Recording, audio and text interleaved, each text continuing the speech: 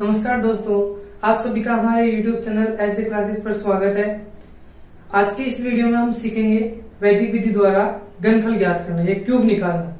तो वैदिक विधि द्वारा क्यूब निकालने की 3 विधियां हैं। एक विधि है सूत्र निकलन द्वारा, दूसरी है सूत्र अनुरूपेण द्वारा और तीसरा जो मेथड है वो है सूत्र एकाधिकरण पूर्वेण द्वारा। तो हम आज सीखते हैं सूत्र निकलन द्वारा क्यूब निकालना। तो देखिए, क्यूब निकालने का जो पहला मेथड है वो है सूत्र निकलन। सूत्र निकलन द्वारा स्क्वायर भी हमने निकालना सीख लिया।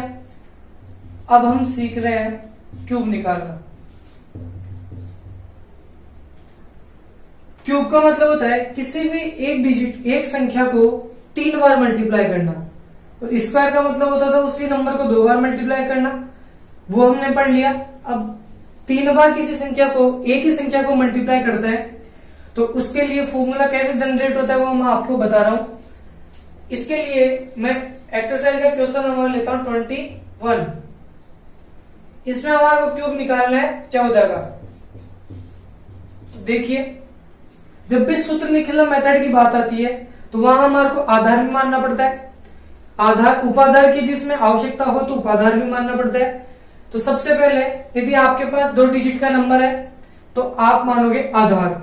तो यहां इस क्वेश्चन में मैंने आधार मान लिया 10।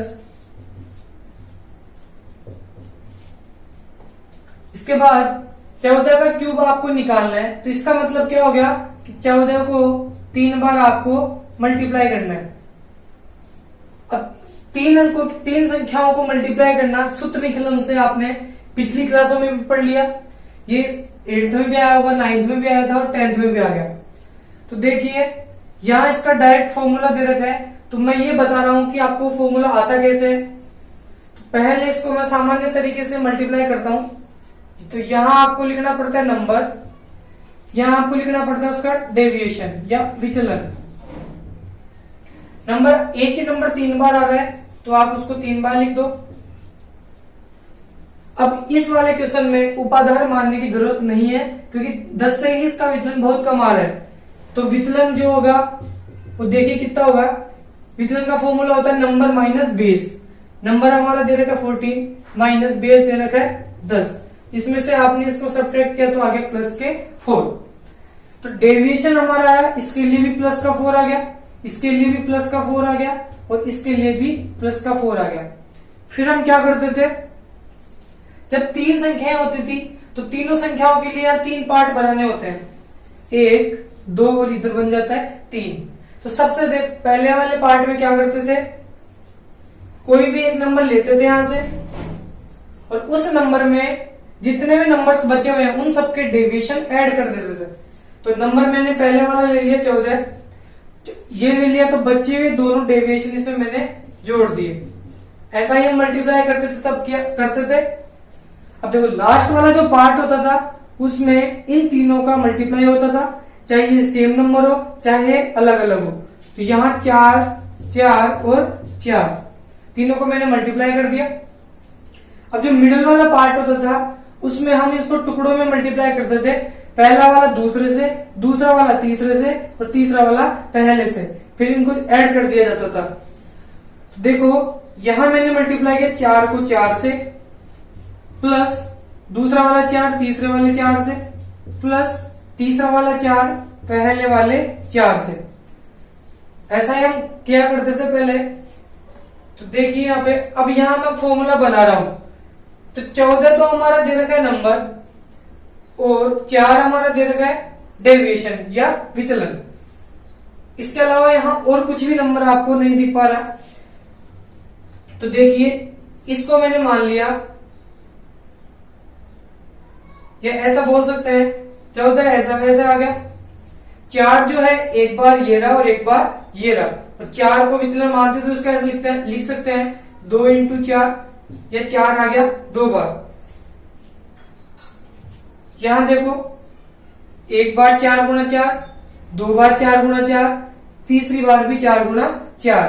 तो अपन इसको लिख सकते हैं 3 बार आ गया 4 गुणा 4। ये 4 गुणा 4 कितनी बार आ गया, 3 बार। इधर देखो 4 4 4 तीनों आपस में मल्टीप्लाई हो रहा है, तो एक ही नंबर 3 बार मल्टीप्लाई हो रहा है, तो इसको लिख सकते हैं हम 4 का क्यूब या 4 की घात 3।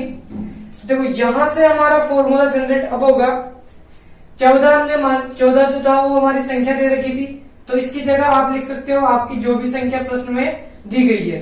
14 लिख दिया, फिर प्लस ये 2 ऐसे कैसे आ गया। अब 4 जो है वो हमारा विचलन आ रहा है, तो इस 4 की जगह आप विचलन भी लिख सकते हो।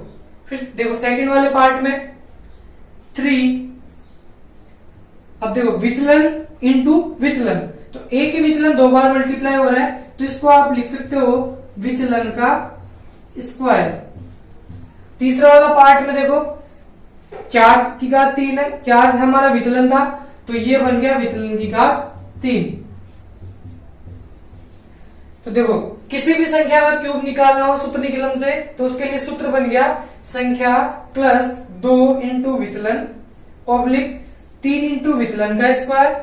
फिर तीसरे वाले पार्ट में करते हैं विचलन का क्यूब। लेकिन इसके अलावा एक चीज और बताई थी मैंने, यदि आपने क्वेश्चन में उपाधार माना है तो पहले वाले पार्ट में उपाधार अंक की घात 0 से मल्टीप्लाई करते हैं, दूसरे वाले पार्ट में उपाधार अंक की घात 1 से मल्टीप्लाई करते हैं, तीसरे वाले पार्ट में उपाधार अंक की घात 2 से मल्टीप्लाई करते हैं। तो इस तरीके से, और यदि चौथा पार्ट यहाँ होता, वैसा होता नहीं है, लेकिन होता तो हम उपाधार अंक की घात 3 से मल्टीप्लाई करते हैं। तो इसका 10th क्लास में केवल इस डायरेक्ट फॉर्मूले से आप इसको सोल्व करोगे। ये हमारा जनरल तरीका था, जैसे जहां से इसको सोल्व किया जाता था। तो यहां आपके पास डायरेक्ट फॉर्मूला निकल के आ गया। तो देखो क्या है, तो किसी भी संख्या का क्यूब आपको यदि निकालना हो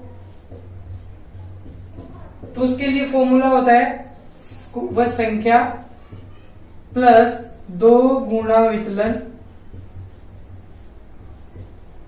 सेकंड पार्ट में करते हैं 3 इंटू विचलन का स्क्वायर, और तीसरे वाले पार्ट में करते हैं विचलन की घात 3 या विचलन का क्यूब भी इसको बोल सकते हैं।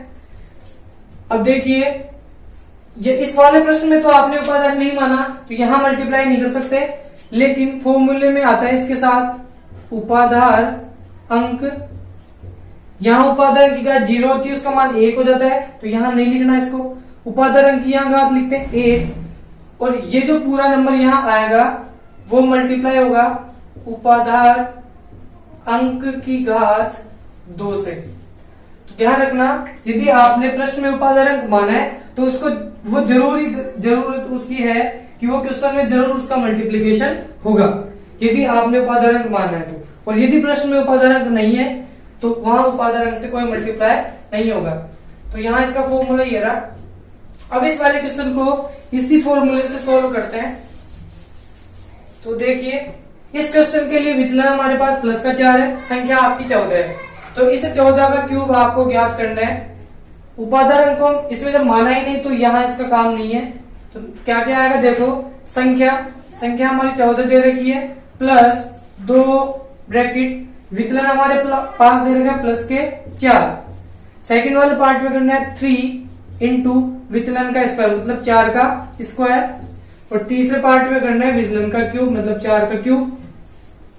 तो यहाँ देखिए 14 प्लस 4 दूनी मिलके बन गया 8, 3 इंटू 4 का स्क्वायर हो गया 16, 4 का क्यूब हो गया 64, ये दोनों मिलके हो गए 22, ये हो गया 48 और ये हो गया 64 का 64। अब यहाँ एक बात वापस ध्यान रखने वाली ये है कि आपने जो आधार माना है उसी हिसाब से उसी के अकॉर्डिंग आपको हर एक ग्रुप से डिजिट्स को नीचे लिखना है। तो यहाँ मैंने आधार माना है 10, तो 10 के अंदर केवल एक ही 0 था, इसीलिए हर ग्रुप से आपको केवल एक ही डिजिट लेनी है। तो यहां से मैंने इस वाले ग्रुप से 4 ले लिया, केवल 4 इसलिए लिया क्योंकि आधार में एक 0 था। तो ये जो 6 था वो 48 के पास चला गया, 48 और 6 मिलके हो गया 54, उसका भी केवल 4 ही लेना है। अब जो 5 है वो चला गया 22 के पास और दोनों मिलके हो गए 27। तो 14 का जो क्यूब निकल के आता है वो हमारे पास आ गया 2744। अब इस मैथ में वैदिक गणित के अंदर आप अपने आंसर को सामान्य तरीके से मल्टीप्लाई करके भी उसको चेक कर सकते हो कि अपना आंसर करेक्ट है या नहीं है। इसके बाद नेक्स्ट क्वेश्चन लेता हूं एक्सरसाइज का 22। फॉर्मूला यही रहेगा, इसी फॉर्मूले से आपको सूत्री कलम से डिवाइड मल्टीप्लाई करना है। फॉर्मूला था हमारे पास संख्या का स्क्वायर बराबर, यहां संख्या लिखी हुई है और ये मल्टीप्लाई हो रहा था उपाधार अंक से। अब 22 नंबर वाला जो क्वेश्चन है वो है, इसमें निकालना है आपको 97 का क्यूब। तो देखिए 97 आपके पास दे रखा है, 2 डिजिट का नंबर है। इसमें आधार आप मानोगे 10 मान के भी इसको सोल्व कर सकते हो और ये 100 के पास आ रहा है तो इसको 100 मान के भी सोल्व कर सकते हो। तो मैंने इसके लिए आधार मान लिया 100। जब आपने आधार इसका 100 माना तो यहां उपाधार मानने की जरूरत नहीं है, तो आपके पास विचलन आ गया 97 संख्या माइनस विचलन का फॉर्मूला ये होता है संख्या माइनस आधार। तो आधार का मान हमारे पास दे रखा है 100, यहां से विचलन निकल के आ गया माइनस के 3। यहां विचलन प्लस और माइनस का ध्यान रखना, यदि प्लस में आ रहा हो तो प्लस लेना है, माइनस में आ रहा हो तो माइनस लेना है। संख्या आपके पास दे रखी 97 का स्क्वायर सॉरी क्यूब है। यहां भी उपाधार अंक नहीं माना तो आप उपाधार अंक को यहां छोड़ सकते हो। तो आपकी जो संख्या दे रखी है वो है 97 प्लस 2 इंटू विचलन, विचलन का मान आ रहा है माइनस के 3।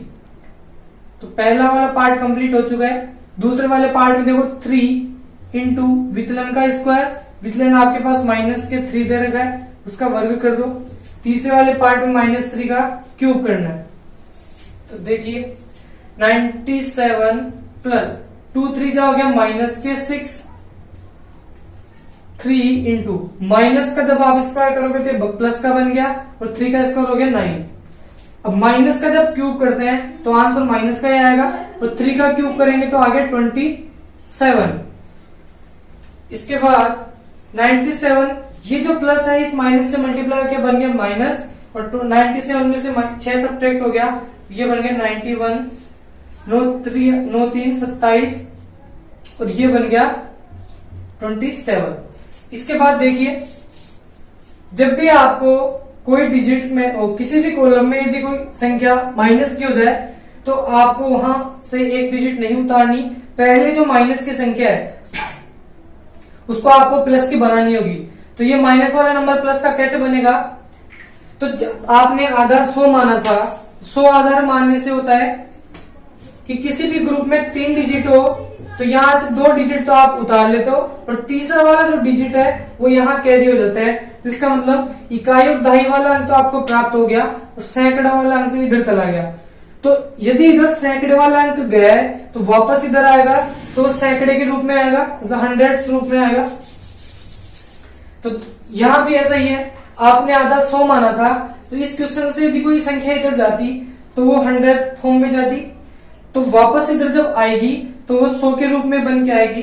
तो इसको कैसे सोल्व करेंगे देखिए 91 ऐसे कैसे 27 को आप लिख सकते हो 26 प्लस 1। अब जो इधर से 1 है वो हम इस वाले कॉलम पे ट्रांसफर कर देंगे, तो जब एक इधर से इधर की साइड जाएगा तो वो अपने आप को 100 बना लेगा, क्योंकि आधार आपने माना है 100। इधर से यदि 2 इधर जाते तो 200 बन जाते। अब 100 में से 27 हो गया माइनस। इसके बाद इसको मैं इधर सोल्व कर देता हूं। पहले वाले कॉलम में बन रहा है 91, फिर दूसरे वाले में बन रहा है 26 और 100 में से 27 सब्ट्रैक्ट हो गया तो ये बन गया 73। अब आपके तीनों डिजिट प्लस के हैं तो अब यहां से आप डिजिट्स को नीचे लिख सकते हो। अब लिखना किस हिसाब से है, जैसे आपने आधार माना है, आधार मैंने 100 माना है तो एक कॉलम से 2 डिजिट उतरेगी, यहां से 73 ऐसे उतर गया, 26 भी ऐसे कैसे और 91 भी ऐसे कैसे। तो जब भी ऐसे माइनस वाला नंबर किसी कॉलम के बीच में आ जाए तो पहले उसको प्लस का बनाना है, प्लस का बनेगा आधार को देखते हुए। यदि यहाँ आधार 10 मानता तो एक इधर आके 10 बन जाता, आधार 100 मान है, तो एक इधर जब आपने उधार दे दिया, इधर कैरी करवा दिया, तो 100 बन गया।